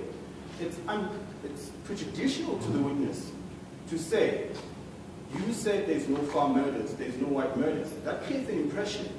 His suggestion is if you keep playing, immediately after that, you will hear him say, because there's a general problem, not just of white murders. But I hear you, Mr. Kasiboto, but the witness has answered that question fully. Yes. It may be that the lawyers at this point, you need to argue it at the end of it to analyze his evidence. But for me, he's answered the question. He firstly says, I've heard what he said in the video. The video goes up to a particular point. It doesn't deal with everything else, and then he suggests that it be played, the whole thing be played. I'm not sure, in the context of where we are in terms of this case, it's necessary, particularly taking into account the overall evidence that's been led by the witness as we are. So, no, I'll permit the question. Let's proceed and finalize. I'll ask a couple of short questions and then suggest that we adjourn until tomorrow. And then we'll explain. How much long are you going to be with this witness? I intend on tomorrow in quite more detail. We've got 3 days left. I understand that. No, Mr. Oppenheimer, I told you in chambers. I don't like this idea of lawyers thinking that once days are given to a judge, it means the judge is just sitting here. No. This court is under tremendous pressure. And I think us as judges, we've committed to saying, as soon as there's an opening, you must then contact those in authority and avail yourself or do some other work. Now, it's not, and remember, you were given 10 days at my request. Your original request was 5 days. So you're running the risk that, by the way, you are out of your time limit. But I don't want this notion that, and I think it must be cleaned from the minds of lawyers.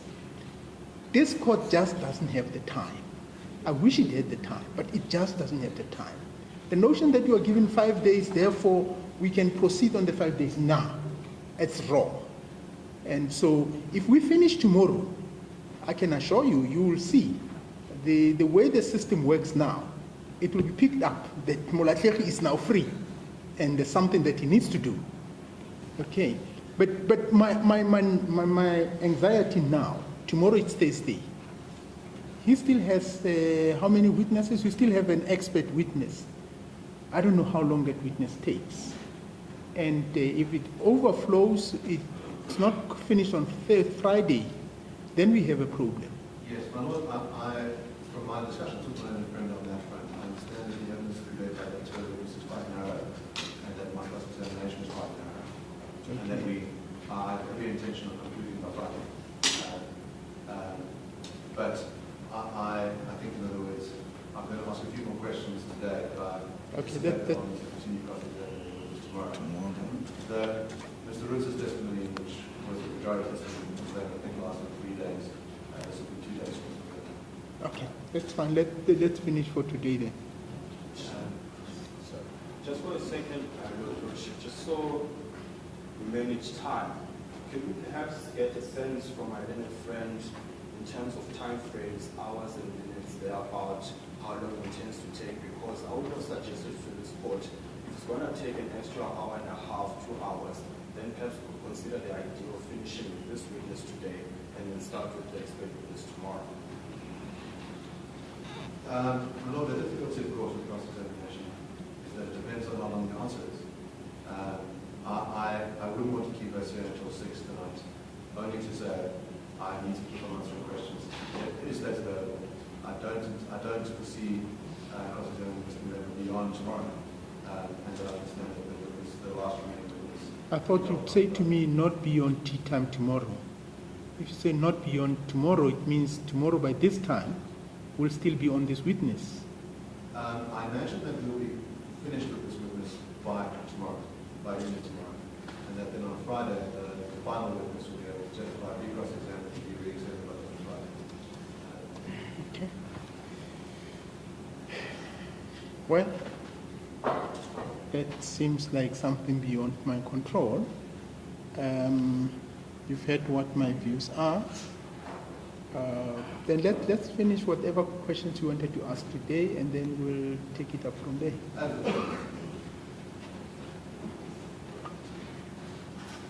Mr. Miller, there's two questions I'd like to ask. Given our discussion about the nature of murder, and you've testified that murder has been covered, so are you willing to condemn the murder of white people? No, I'm willing to condemn murder, not of white people. If Because white people you keep on emphasizing white people. That's racism and that's white supremacy. That's white supremacy. It's a very offensive question you are asking me. I've just given you an example of women and children who are being killed in this country. I'm willing to condemn murder, more than willing, but not of white people. I'm not going to play in the hands of white supremacists. Let me ask you a simple question. Are you willing to condemn the murder of children? Yes. And the murder of women? Yes. And the murder of Indian people? No, the murder of our people. It must not be racially classified. But when it comes to women, those people have suffered a serious oppression, a triple oppression, as isolated community, and war declared on them. They've suffered as black women, they suffered as women, they suffered as a working class. We have to elevate them, and we have to bring to light that women are being abused and killed. That cannot be compared with white people who are in power. So, if someone said they condemned the killing of black people, would you have a problem with them saying that? Well, why should you do that? We condemn the killing of people, in particular women and children. But not in particular any racial groups. Don't involve me in your racist politics. I'm not part of that. I don't do race politics of wanting to say, no, this race is superior. If he is killed, one person killed in that race is an equivalent of 100 killed in the other race.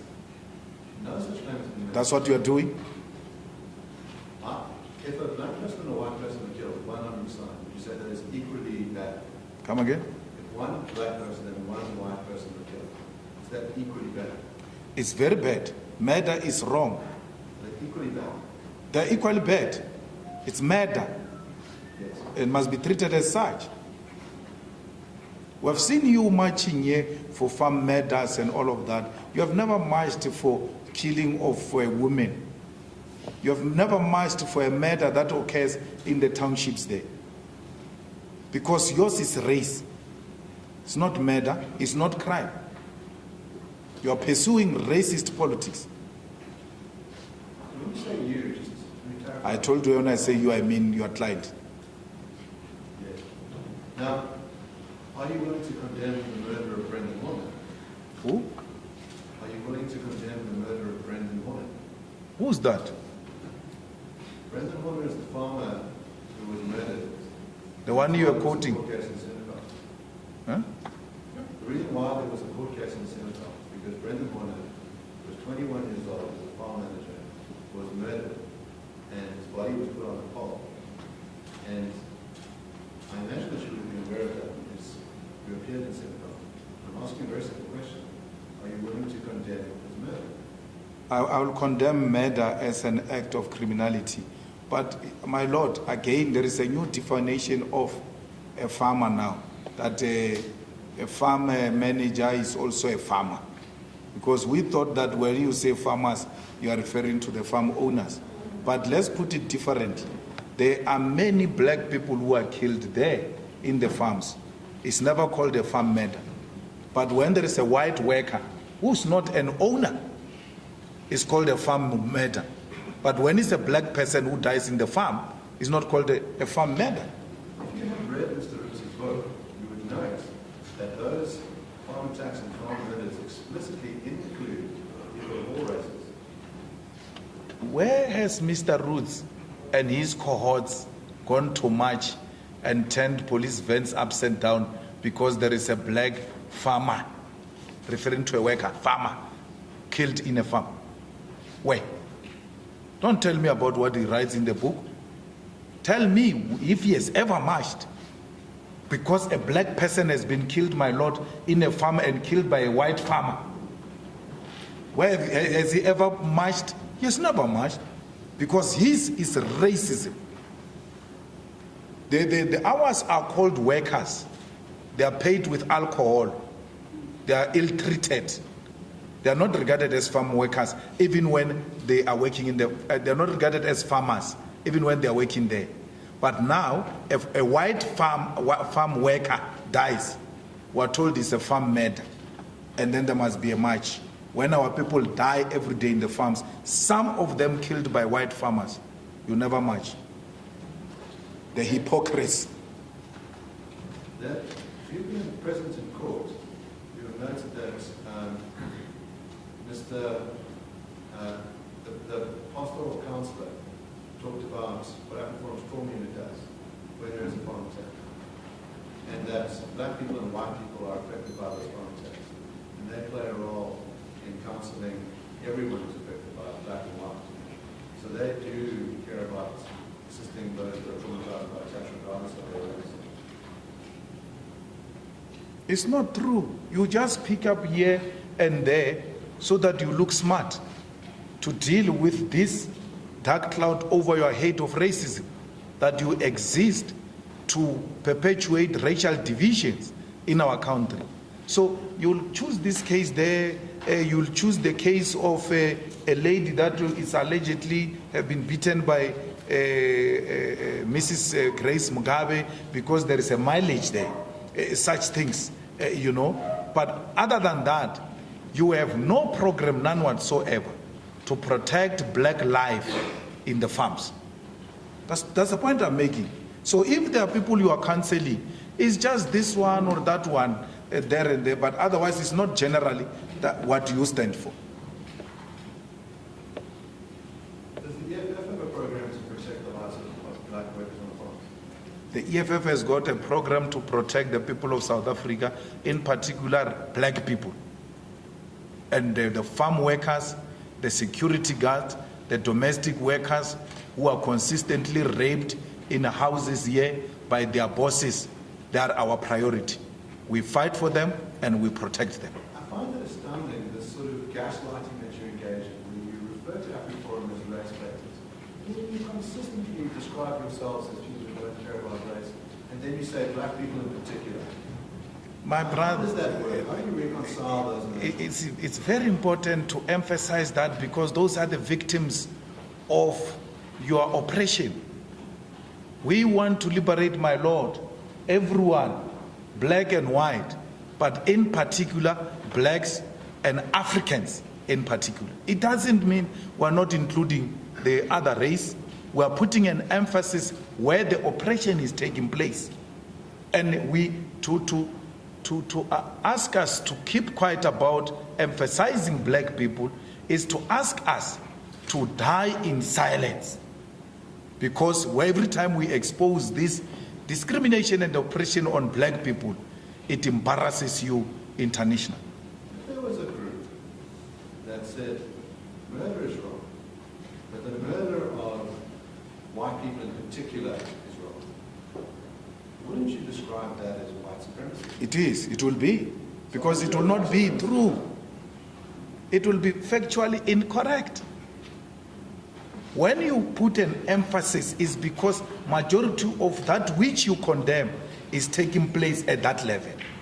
Mr. Malema, you didn't hear the last part of the question. The last part, the question was a preamble to the question that was posed. He's saying, you saying in particular black people, aren't you a black supremacist? Am I Yes. No, my lord. There is a unrest in South Africa. It takes place more in KwaZulu-Natal in July and Gauteng. And you take a platform and condemn all of violence, particularly the one we have seen in Gauteng and KwaZulu-Natal. You are putting an emphasis where this is happening. So if you are to put emphasis on white people, on what? Because they are the power. On what? You'll put emphasis on them. On what? We want to give our people water, more in particular white people. Where?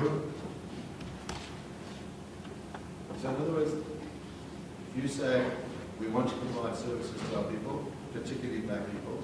Yes. That's fine. That's where the services are not happening. We give services to all, but in particular to black people found in the rural areas and in the township. It's a matter of emphasis. Yes. And my point to you is that, in other words, if the emphasis is made in one direction, it's totally fine. It's made in the other direction, it's racist, it's supremacist. And that strikes me as a contradiction. No, there is no contradiction. There is a general statement for all of us, and then which gets to be particularized because of the victimhood of those that you are putting emphasis on. They remain the victims. Black people remain the victims. Can there be white victims? Where? Is it possible for there to be white victims? Where? In South Africa? No. There can be Not at the current moment. No. The white people are the power. Let's just pause on this for a second. What is the race of the president? Which president? President of South Africa. Ramaphosa Yes. is black. And how many people are in his cabinet? I don't know, 26 or so. Are any of them white? Yeah, How many? very few of them. And the head of the police, what is his race? Black, And of the army. black, And I could keep going on. yeah. The claim that white people are in power, when I've listed all of the levers of political power, and you say that those people are black, that strikes me as out of touch with reality. Then let's go to the real power, not this imaginary power you're talking about. How many companies are owned by black people at the CIC? You can tell me. Two. I gave you answers. I said, when you asked me a question, I said 26 and all. Now you say, I ask you a question, you say, tell me. Your answer is 2. Because you know that if you give the correct answer, it will show the real power. I'm not a witness. The economic power of this country is in the hands of white people. They are in charge. So it's political power. Mr. Malema, just answer him. He's Oh, okay, yeah, as oh, he yeah, do yes, typically. yes, He's yes. a Sorry, my representative. lord. Yes. Just tell Yes, him. If oh, I he don't says, ask questions, I answer. Yes, Oh, yeah. yes. Thank you. I'm used to asking questions. So you can tell me if you'd like. Well, the Johannesburg Stock Exchange, 80%, if not 90% of it is white-owned. Those companies are the ones that control the economy of our country. In South Africa, 90% of the people who own the land are white people. And the white people are less than 15% of the population of South Africa. Africans, who constitute more than 80% of the population, own less than 10% of the land in South Africa. That's power. When you get time tonight, please give yourself an opportunity to read the difference between glory and power. Those things you are telling me is glory. It's not power of blue lights. They are managing the affairs of the state on behalf of the ruling class. And the ruling class is white monopoly capital. And by that term, white monopoly capital, you would include black billionaires as well, like Patrice Motsepe. Well, I don't include Patrice Motsepe. I'm not sure if Patrice is a billionaire chef. I'm not sure. Sometimes I've got suspicion, my lord, that is an imposter.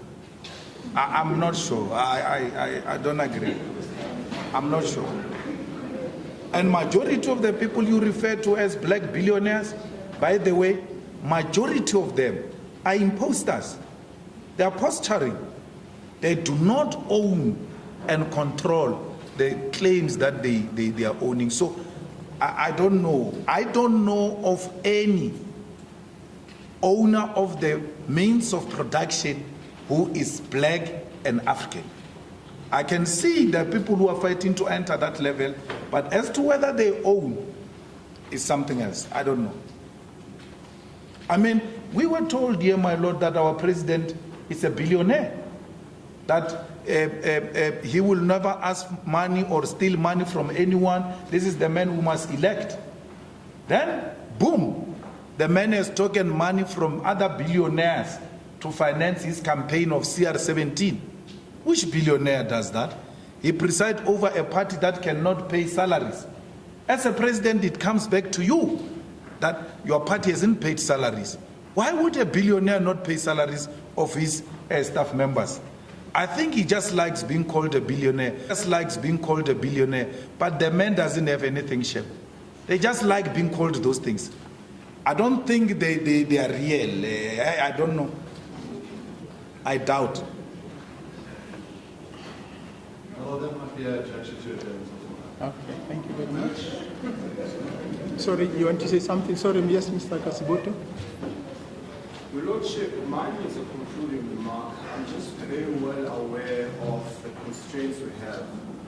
Your Lordship will be let me remind Your Lordship that the entirety of last week was evidence by the other side.